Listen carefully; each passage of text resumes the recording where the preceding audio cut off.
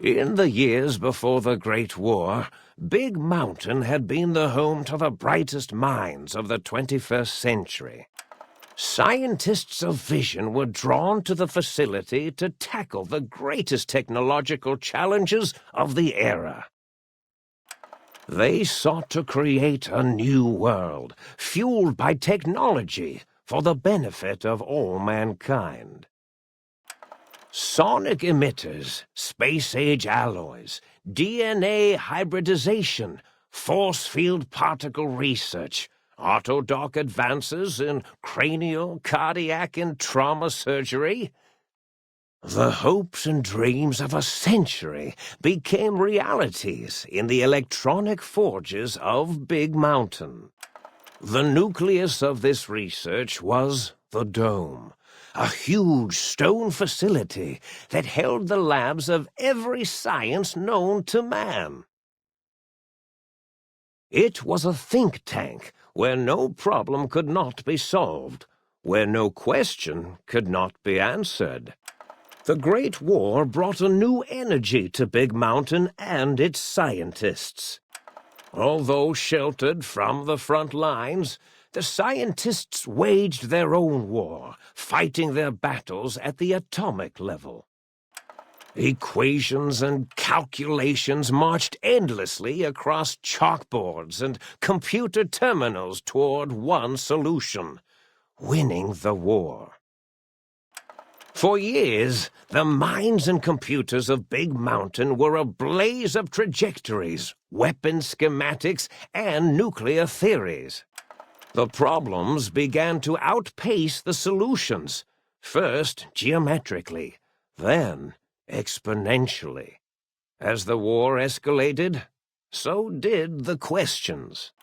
On the night of October 23rd, 2077, the scientists received an answer that put all their questions to rest.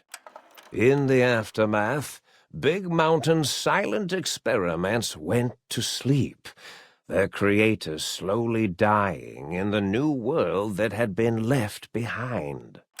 And the great stone in the middle of the Big Empty lay untouched, filled with countless technological wonders. Wonders that, in the end, had been answers to the wrong question. As it had been in the years before the Great War, Big Mountain, the Big Empty, became home to one of the brightest minds of the 23rd century.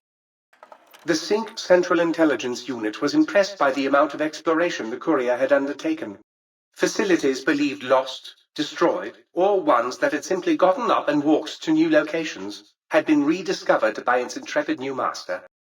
Dr. Mobius continued his research undisturbed in the Forbidden Zone. As much as he had attempted to create better scorpions, he tried the same with humanity, with considerably less success. These failures didn't bother him overmuch. Once the rush of Mentats wore off, he forgot he had failed in any event. The Sync atop the dome bustled with the voices of a small town, constantly chirping, arguing, and snarling at each other. The biological research station, obsessed with seeding everything in sight, requested a transfer to the X-22 Botanical Garden, so that it might, in its own words, sensually fertilize the garden's smooth contours. The garden sent back a polite refusal, saying it had prior commitments with a vault it had helped infect before the war. The book-chute continued to devour all seditious materials until it nearly choked on a paperclip. It adamantly maintained it was a Chinese paperclip, and the whole thing had been an elaborately orchestrated assassination attempt. Whatever the reason, it slowed down for a while, carefully appraising each document and clipboard that came to it. The light switches continued to bicker and flicker. The Sync continued to ruthlessly scrub any particulate matter that came near it. Eventually, it gained access to the magnetohydraulics plant and nearly flooded all the Big Empty in an attempt to scrub the crater clean. Once it learned of the innovative toxins plant, however, it gained new purpose. It sought to develop antitoxins to flush into its drains and counteract the poisons bleeding into the soil. The toaster continued its psychotic spree, reducing all appliances in range to scrap electronics and spare parts. After one of its more psychotic episodes, however, the other Sync personalities decided enough was enough and dumped the toaster in a bathtub. Sparking and hissing, the toaster swore its enemies would rue the day when they had bread and no way to toast it. Muggy did his best to collect coffee cups, although in his quest, he accidentally trapped himself in Higgs Village. It might have been the end for poor Muggy. Except he found it peaceful there, tidying up the kitchens of the think tank professors back when they had been flesh and bone.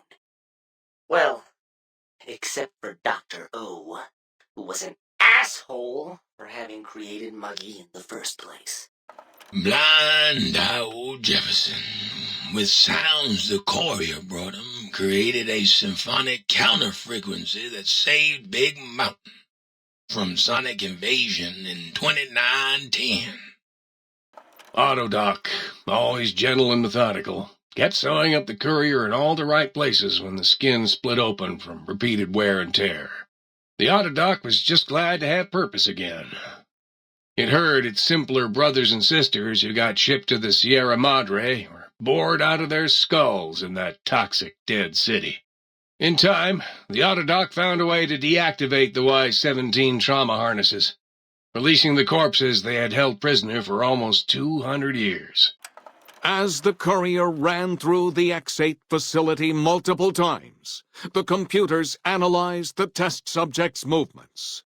Rather than performing a superficial observation, they realized the subject barely knew what communism was, or even what a high school was.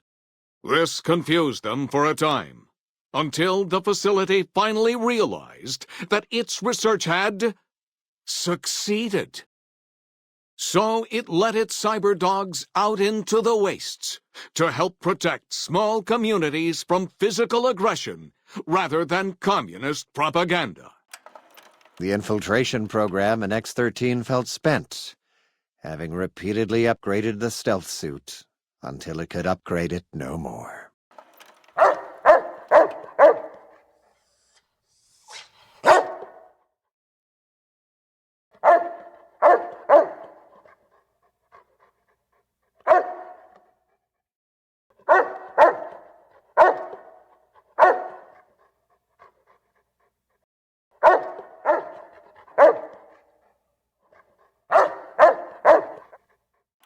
The courier left the brain at the Big Empty.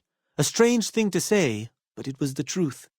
Brains are less important than they may seem. The think tank basement, filled with the lobotomized robotical frames of the doctors, now served as a graveyard. The monitors had recorded the battle in its entirety, including the think tank's final, shrill, terrified screams, whimpers, and pleas for mercy. They broadcast these humiliating last moments as a warning to anyone approaching the perimeter that other smarty pants were not welcome. There is an expression in the Wasteland, old world blues. It refers to those so obsessed with the past they can't see the present, much less the future, for what it is. In the times following the Second Battle of Hoover Dam, however, Old World Blues took on a new meaning. Where once it was viewed as a form of sadness, nostalgia, it became an expression describing the potential for the future. It can be easy to see science as evil, technology unchecked as the source of all ills, all misfortunes. With the courier at the helm, science became a beacon for the future. Now armed with the transportal ponder, the courier could return to the dome at any time and crack open the secrets of the Big Empty